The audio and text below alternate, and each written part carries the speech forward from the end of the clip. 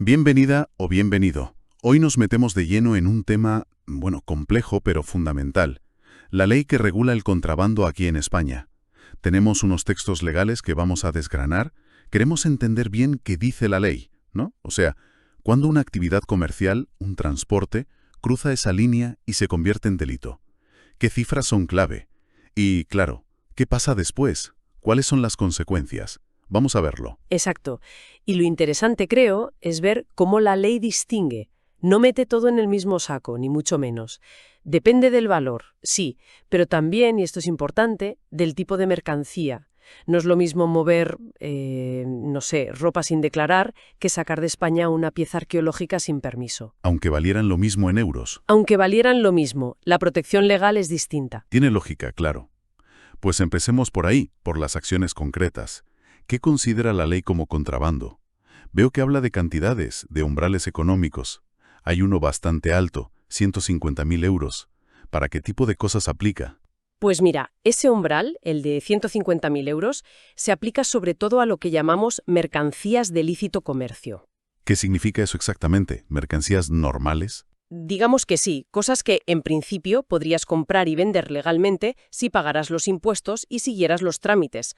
Es delito superar ese valor si, por ejemplo, importas o exportas algo sin presentarlo en la aduana. O sea, intentando que no lo vean. Claro, ocultándolo o sacándolo del recinto aduanero para evitar el control.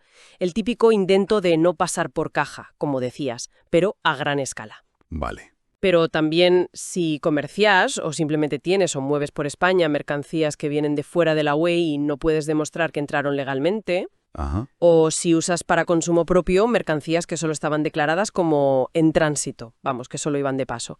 Eso es incumplir las normas. Entiendo.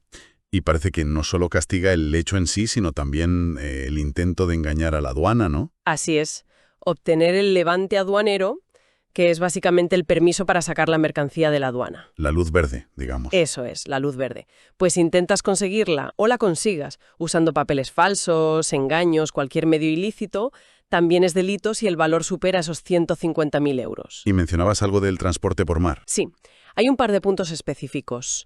Uno es usar barcos pequeños, de menos de 150 toneladas, sin tener autorización para llevar mercancías de fuera de la UE a puertos que no están preparados para eso, o simplemente navegar con ellas por aguas españolas. Y el otro es descargar o pasar mercancías de un barco a otro de forma clandestina, a escondidas, en nuestras aguas. Operaciones un poco, furtivas para saltarse los controles. Entendido. Así que 150.000 euros para mercancías, digamos, generales. Pero luego la ley baja bastante el listón a 50.000 euros para otros bienes. ¿Por qué? ¿Qué bienes son esos? Aquí es donde vemos que a la ley le importan otras cosas además del dinero, de la recaudación. Este umbral más bajo, 50.000 euros, se aplica a bienes que se consideran más sensibles o que necesitan una protección especial. Por ejemplo, dame algún caso. Pues un caso muy claro es exportar bienes del patrimonio histórico español sin el permiso necesario, o con un permiso que se ha conseguido con trampas. Ah, claro. Proteger el legado cultural. Exacto. Ahí la ley es más estricta. Considera grave que salga del país ilegalmente, aunque su valor no llegue a los 150.000 de otras mercancías. Se entiende. ¿Qué más entra en esta categoría de 50.000? Pues un grupo bastante variado que la ley llama géneros estancados o prohibidos. Suena serio. ¿Qué incluye? Pues mira, va desde tabaco y alcohol que no cumplen los requisitos hasta algo muy relevante hoy, especímenes de fauna y flora protegidos por el convenio CITES. Animales, plantas, marfil. El comercio ilegal de especies protegidas, sí. Eso es. Pero también material de defensa, tecnologías que pueden tener doble uso, civil y militar, productos que se podrían usar para la pena de muerte o la tortura. Y, cómo no, drogas tóxicas, estupefacientes, psicotrópicos, siempre que se manejen saltándose la normativa específica, que vamos, en muchos casos significa que cualquier manejo fuera de canales autorizados ya es ilegal de por sí. O sea que aquí se junta la protección cultural, la ambiental, la seguridad del Estado y la salud pública. Por eso bajan el umbral a 50.000. Es un mensaje, ¿no? Totalmente. Es un mensaje claro sobre la importancia que se le da a estos bienes. Y ojo, igual que antes, intentar conseguir el levante aduanero para estas cosas con engaños también es delito si superas los 50.000 euros. Vale, captado. Pero creo que aún hay más. Los papeles que hemos visto dicen que hay casos que son delito, sin importar el valor. Casos donde los euros ya no son el factor decisivo. Efectivamente, hay situaciones donde la gravedad es tal que el valor económico pasa a un segundo plano. Son delito siempre, da igual si es 1 euro o 1 millón.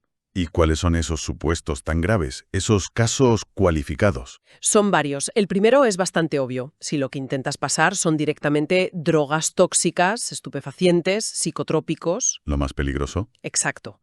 O armas, explosivos, agentes biológicos o químicos peligrosos o sus precursores. Básicamente cualquier cosa que ya de por sí tenerla sea un delito. Lógico.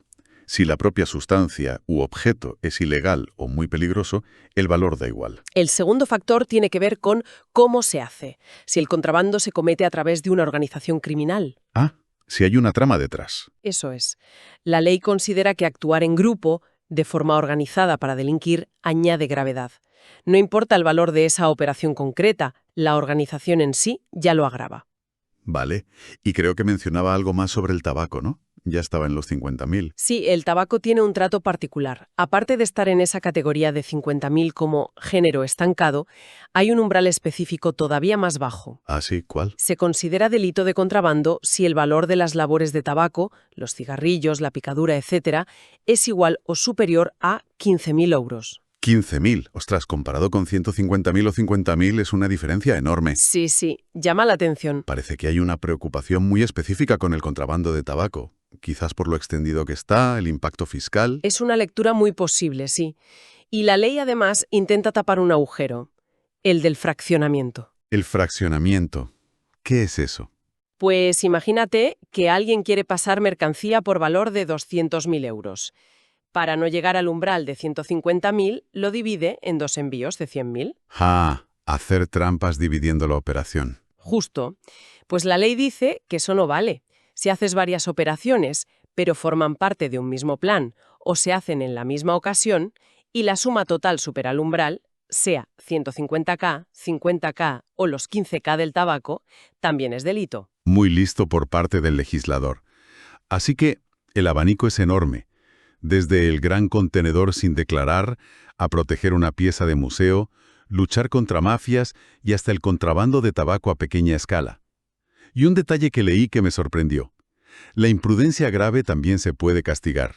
Que no hace falta la intención directa de defraudar. Efectivamente. Esto es importante. No siempre se exige el dolo, la mala intención. Una negligencia muy grave, una falta de cuidado que no tiene excusa en un profesional, por ejemplo, puede acabar siendo delito de contrabando. O sea, que hay que andarse con ojo. Desde luego. Lo cual nos lleva, claro, a hablar de las consecuencias. Si te pillan, ¿qué pasa? Las penas. Venga, vamos a ello. ¿Qué castigos prevé la ley? Supongo que distingue entre si es una persona o una empresa, ¿no? Sí, claro, la responsabilidad es diferente. Empecemos por las personas físicas, los individuos. Pues lo primero, la cárcel. La pena de prisión puede ir de 1 a 5 años. De 1 a 5 años, no es poco. No. Y luego está la multa económica. Y aquí, agárrate. La multa va desde el valor de los bienes que intentabas pasar hasta 6 veces ese valor. ¿6 veces? Sí. Es lo que técnicamente se llama multa del tanto al sextuplo. Madre mía, eso puede ser una ruina absoluta. Depende de lo que sea, claro. Imagínate. Ahora, como decíamos antes, si se demuestra que fue por imprudencia grave, no con mala intención, la pena se rebaja un poco, en 1 grado. Algo es algo. Pero al revés, si se comete usando una organización criminal, la pena se agrava. Se aplica en la mitad superior del rango que te dije. Entendido. ¿Y las empresas? Si se demuestra que la responsable es la compañía, la persona jurídica, ¿qué les puede pasar? Pues también multas económicas, claro. En su caso, del doble al cuádruple del valor de los bienes. Sigue siendo mucho. Del doble al cuádruple. También es un palo importante. Sí, pero a veces lo que más daño hace una empresa no es solo la multa, son otras posibles sanciones que pueden venir añadidas. ¿Cómo qué tipo de sanciones? Pues pueden prohibirle a la empresa recibir subvenciones o ayudas públicas, o contratar con la administración, o incluso disfrutar de beneficios fiscales o de la seguridad social. Y esa prohibición, esa inhabilitación, puede durar de 1 a 3 años, para una empresa que viva de contratos públicos o necesite esas ayudas. Puede ser la puntilla, claro. El cierre. Prácticamente. Y en casos más graves, se puede llegar incluso a suspender sus actividades de importar o exportar durante un tiempo, de 6 meses a 2 años, o hasta cerrarles locales o almacenes. Y por cierto, un detalle clave. Ni la cárcel ni la multa penal te libran de pagar lo que debías. Ah, no. No, siempre se exige aparte la llamada responsabilidad civil, que es básicamente pagar toda la deuda tributaria que intentaste evitar. Los aranceles, el IVA, los impuestos especiales, más los intereses por la demora. O sea, doble castigo económico. Ujú. La multa penal y además pagar los impuestos atrasados con intereses. Exacto. Y para asegurarse de que se cobra todo, tanto la multa como la deuda, los jueces piden ayuda a la agencia tributaria, que usa sus métodos habituales para cobrar deudas, el procedimiento de apremio. Vamos, que te lo reclaman como cualquier otro impuesto impagado. Queda claro que las consecuencias económicas son tremendas. Prisión, multas gigantes, sanciones para empresas. Pero los textos le dan mucha importancia a otra cosa. El comiso. ¿Qué es eso del comiso? Suena antiguo. Jaja. Bueno, el nombre sí, pero la medida es muy actual y muy importante en el contrabando. El comiso es simplemente que pierdes la propiedad de los bienes relacionados con el delito. Pasan a ser del Estado. Pierdes las cosas. No es una multa en dinero. Es quitarte los objetos. Exacto. Es una consecuencia directa de la condena. ¿Y qué se puede decomisar? ¿Solo la mercancía que era ilegal pasar? No, el comiso va más allá. Se decomisa primero la mercancía de contrabando, por supuesto. Lógico. Segundo, si eran géneros prohibidos como drogas o armas, también se pueden decomisar las máquinas o los instrumentos que se usaron para fabricarlos o traficar con ellos. Tercero, y muy importante, los medios de transporte utilizados. El barco, el camión, la furgoneta. Aunque el camión no fuera del contrabandista, si era alquilado o de otra persona. Ahí hay un límite importante, una protección. Si el medio de transporte es de un tercero, de alguien que no tiene nada que ver con el delito, que actuó de buena fe y no sabía nada, El dueño inocente. eso es. Si es un tercero de buena fe y quitarle el vehículo sería desproporcionado, entonces no se decomisa. Vale, una salvaguarda necesaria. ¿Qué más se decomisa? Pues también las ganancias que se obtuvieron con el contrabando, el beneficio económico y, en general, cualquier otro bien o instrumento que sirviera para acometer el delito. Es bastante amplio. ¿Y qué pasa si esos bienes ya no están? Si la mercancía se vendió rápido o el dinero se gastó. ¿Cómo funciona el comiso entonces? Ah, buena pregunta. Para eso existe el comiso por valor equivalente. ¿Cómo es eso? Pues que si no se pueden confiscar los bienes originales porque ya no existen o se han mezclado con otros o lo que sea, el juez ordena que se decomisen otros bienes que tenga el condenado. De su patrimonio personal. Exacto, hasta cubrir el valor de lo que no se pudo decomisar directamente. Es una forma de que la consecuencia económica se mantenga. Si no devuelves lo que te llevaste o usaste, pagas con otra cosa tuya que valga lo mismo. Entendido. Es para neutralizar el beneficio del delito sí o sí. ¿Y hay alguna protección parecida para el que compra algo sin saber que venía de contrabando? Si yo compro algo en una tienda, ¿me lo pueden quitar? Sí, también hay protección para el comprador de buena fe, el llamado tercero adquiriente de buena fe. Pero ojo, con una condición clave, que los bienes sean de lícito comercio, o sea, ropa, electrónica, cosas así. No drogas ni armas. Claro. Si compras algo que en principio es legal y lo haces sin saber que viene de contrabando y sin participar en ello, esos bienes no te los pueden decomisar. Se protege al comprador inocente en el mercado normal. Vale. Y una vez que el Estado ha decomisado todas estas cosas, la mercancía, los vehículos, las ganancias, ¿qué hace con todo eso? ¿Lo guarda en un almacén gigante? ¿Lo destruye? Pues depende de lo que sea. La regla general es que los bienes decomisados se adjudican al Estado. Y si son mercancías de lícito comercio, ropa, coches, lo que sea, lo normal es que la agencia tributaria, la EAET, los venda. ¿Lo subasta? Sí, en subasta pública o por otros medios de venta que tenga la administración. ¿Siempre los vende la AEAT? Hay una excepción importante.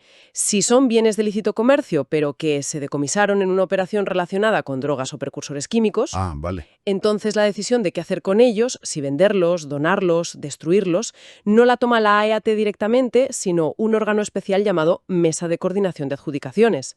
Y existe un mecanismo que es curioso, la enajenación anticipada. Enajenación anticipada. ¿Venderlo antes de tiempo? Exacto. A veces el juez puede autorizar que los bienes que se han intervenido se vendan antes de que haya una sentencia firme. antes de saber si el acusado es culpable o no. ¿Y por qué se haría eso? Pues por varias razones. Si el dueño los abandona expresamente o si guardarlos mucho tiempo es peligroso. Imagina productos químicos que se pueden degradar. O si pierden valor muy rápido. Justo, productos frescos o tecnología que se queda obsoleta enseguida o ropa de temporada. Para evitar que cuando llegue la sentencia eso ya no valga nada, se puede vender antes. ¿Y el dinero? ¿Qué pasa con él? El dinero de esa venta se queda guardado, depositado, hasta que se dicte la sentencia final. Si hay condena, va para el Estado. Si hay absolución, se le devuelve al propietario. Es práctico. Tiene sentido, sí. ¿Y si los bienes que se decomisan no se pueden vender? Pienso en armas o drogas. ¿Qué se hace con eso? Pues para esos casos, los bienes, efectos e instrumentos que no se pueden vender legalmente se adscriben. Se adscriben. Sí, se asignan para que los usen las fuerzas y cuerpos de seguridad, la policía, la Guardia Civil o los servicios de vigilancia aduanera, los que luchan contra el contrabando. Anda. O sea que lo incautado se reutiliza para combatir el propio delito. De alguna manera sí. Revierte en mejorar los medios de los que persiguen estas actividades.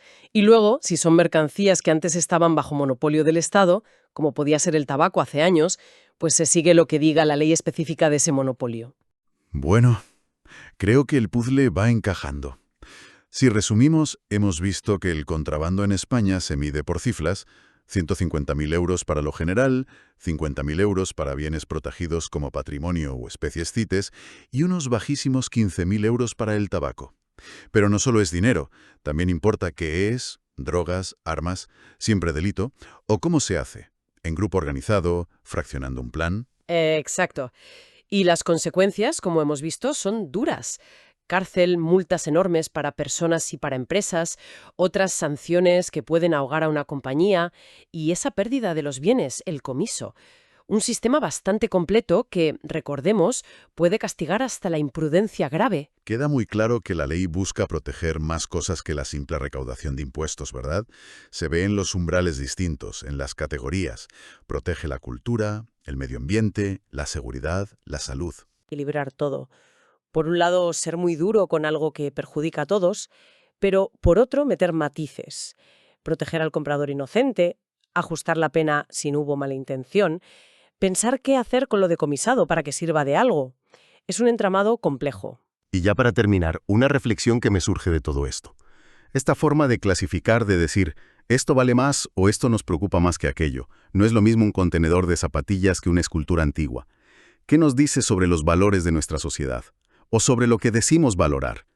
Y en general, ¿no refleja toda esta complejidad legal lo difícil que es en realidad controlar lo que se mueve por el mundo hoy en día? Con fronteras, bueno, más porosas que nunca, y un comercio global constante. Ahí lo dejo para pensar.